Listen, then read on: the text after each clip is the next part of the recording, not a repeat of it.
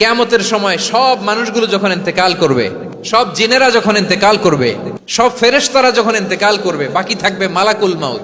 মালাকুল মাউত এসে বলবে, আল্লাহ আপনার কথা মতো সবাই শেষ, মানুষগুলো নাই, জিনগুলো নাই, আমার সতীর্থ ফেরেশতাগুলো নাই, মহাবিশ্বে আর কেউ নাই। আল্লাহ বলে, এখন কে আছে? মালাকুল মাউত বলবে, আল্লাহ তুমি আছো আর আমি। তুমি তো আল হাইয়্যু আল কাইয়্যুম, অবিনশ্বর, শাশ্বত, চিরঞ্জীব, কোনদিন মরবা না, তুমি আছো আর তোমার গোলাম আমি আছি আজরাইল। মহাবিশ্বে কয়জন আছে মাত্র? জোরে বলেন।